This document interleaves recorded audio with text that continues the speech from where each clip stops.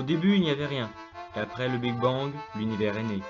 Il a permis la création des concepts de temps et d'espace, appelés communément espace-temps. L'univers est une fresque magnifique, remplie d'astres et d'objets étranges, lointains, voire même dangereux. Il y a aussi d'extraordinaires théories scientifiques à son sujet. Contemplez ce magnifique silence que propose l'espace.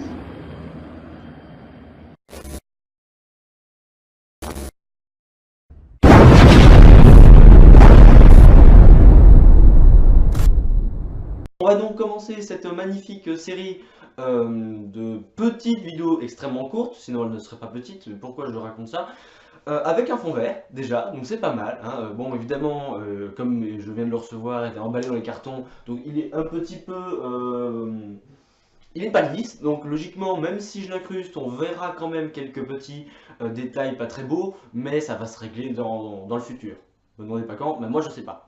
Bon, on va commencer ces vidéos tranquilles sur l'astronomie donc, avec comme idée de base de montrer dans chaque vidéo un concept, une théorie ou un astre ou intéressant, voilà, quelque chose qu'on n'entend pas tout le temps parler.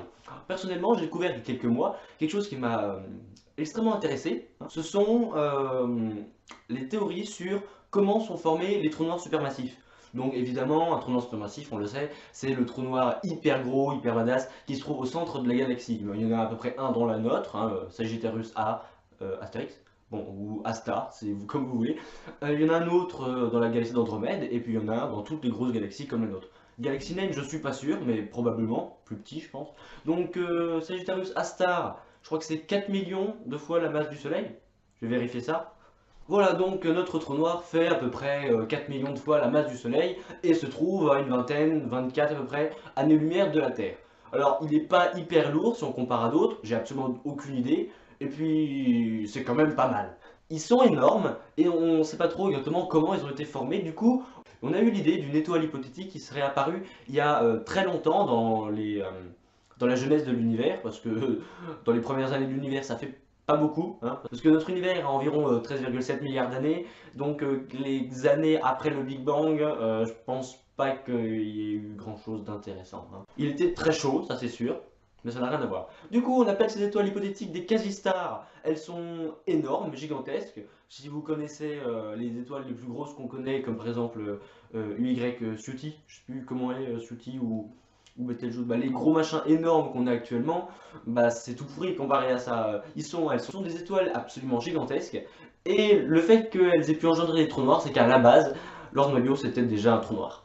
Bon, c'est hypothétique, hein, c'est donc une hypothèse, on n'est pas sûr. De toute façon, si elles ont existé un jour, elles n'existent plus, ça c'est sûr et certain. Donc on ne peut pas les observer, mais en gros, ça se passe comme ça. L'étoile est donc composée d'un noyau qui est un trou noir, et le reste de l'étoile, ça reste une étoile. Le trou noir avale des quantités phénoménales d'énergie provient de l'extérieur de l'étoile.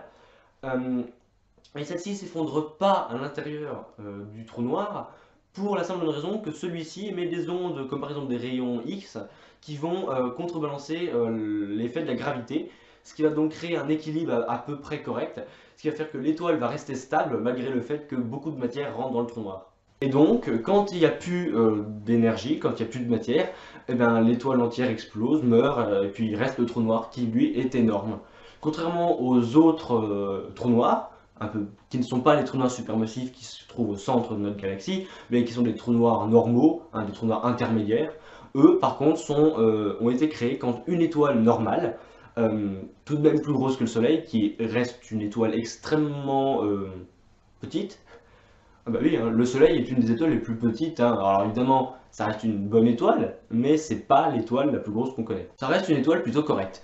Bon, quoi qu'il en soit, les trous noirs normaux, eux, naissent quand une étoile normale qui n'a pas de trou noir en centre meurt. Elles vont donc s'effondrer, les étoiles, ce qui va créer une singularité. Donc pour ceux qui ne savent pas trop ce que c'est une singularité, c'est plutôt simple. C'est quand un objet dans l'univers est extrêmement petit, mais qu'en même temps, il est extrêmement lourd. Alors en singularité, c'est plutôt simple. Vous trouverez les trous noirs. Pourquoi je regarde ma main? C'est pas ça qui va me donner des idées. Des étoiles à neutrons aussi. C'est quand une étoile très grosse, mais pas assez pour former un trou noir s'effondre, elle va former une étoile à neutrons. composé exclusivement de neutrons. C'était très compliqué, bravo à tous ceux qui ont trouvé. Ensuite, on a donc les pulsars et les quasars, on verra probablement plus tard. Et le Big Bang peut être une singularité à la base. Hein, on dit qu'il n'y avait rien et que soudainement quelque chose de microscopique a explosé et que cette chose contenait l'univers en lui-même. Ce qui serait plutôt bizarre puisque ils sont apparus au fur et à mesure avec l'hydrogène qui est apparu en premier. Alors, ces vidéos sont très courtes, le but étant surtout de tester le fond vert, mais aussi de parler de choses que j'adore. Donc là, je parle d'un astre, hein, en l'occurrence la quasi-star, quasi-étoile, mais ça pourrait très bien être des concepts, des théories comme par exemple le multivers ou tout le truc comme ça, ou même des particules en elles-mêmes, hein, les atomes. Bon, ça c'est facile, les atomes, pourquoi pas l'antimatière à la rigueur, ça aussi c'est marrant l'antimatière. Ainsi que tout ce qui peut avoir un rapport avec la science-fiction, par exemple des bombes en antimatière, ça c'est rigolo. Tout ce qui a un rapport avec physique quantique. J'aimerais bien parler de physique quantique, surtout pour ce qui est de l'intrication quantique. Du coup, moi je vous dis à la prochaine pour la prochaine vidéo, c'est logique. Salut!